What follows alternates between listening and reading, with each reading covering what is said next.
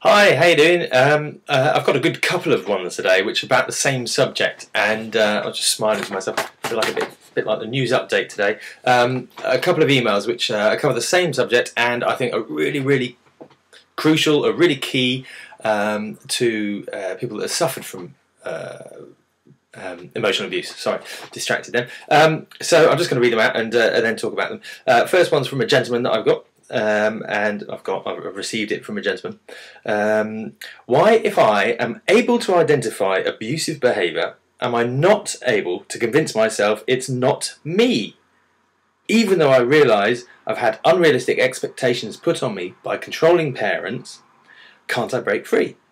I'm 45 years old. Why do I still feel as if I'm to blame for everything? Can you please explain or give me a vid to help me understand?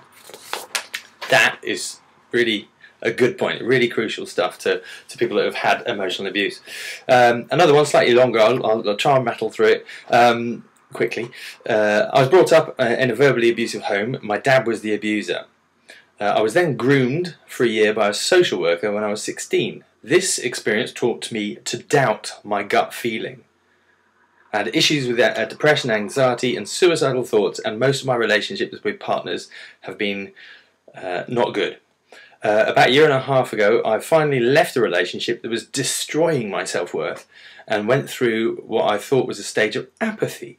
But maybe it was what it feels like when there's no mess in your life. Whatever it was great. Now I'm well balanced, have lots more confidence and drive than I ever had. I'm getting to 30, so it's about time I had some happy I was happy and succeeding. However, she goes on to say that now she's felt ready to see somebody, have a relationship again, but that the gentleman she's seeing is starting she's starting to question him.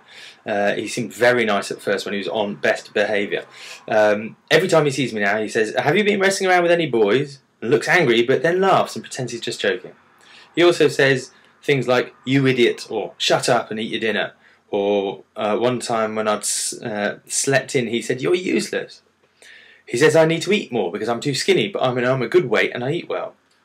Understand that some people aren't aware that most people find things hurtful, so I tried to talk to him about it and explain that I take it personally, and could he do his best to not to use negative words like that with me. He said that I'm too sensitive and I'm being silly, and he's just joking and he thinks I'm great just the way I am. He always says things like this like this in a loud and frustrated voice. He also made it uncomfortable to say no to sex, but that's hard to explain. And he once said, "I hope you're not one of those girls who start refusing sex when you get into a relationship, and he gets annoyed when I have my period." Very common stuff, this, really common stuff, which makes it good. You know, to be able to share this stuff, it's really good.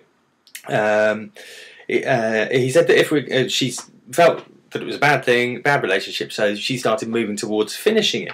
He said that if we were going to break up, he'd rather see me again to say goodbye. And we met in a cafe, and I could not speak. No words apart from answering his questions would come out of my mouth. We didn't talk about any issues, and it was like we were back together again automatically. Yet later on, when he was a little bit drunk, a while later, he said not to call him when I'm tired, because I'm irrational when I'm tired, and I blow things out of proportion. So I'm not laughing at this lady. I'm just it's so bizarre when you hear it from another person. It's like the symptoms are so classic. It's so almost predictable. It's so wonderful that an abuser can be so blatant. Whenever I'm around him, I feel I have no voice, and I'm scared of dropping things. I'm scared like I was with my dad, and I know he's very much like him. I always try to do the right thing by others and feel that if I was going to break up with him, I'd need to do it in person. Why do I chicken out, and when I chicken out, convince myself to give it more time?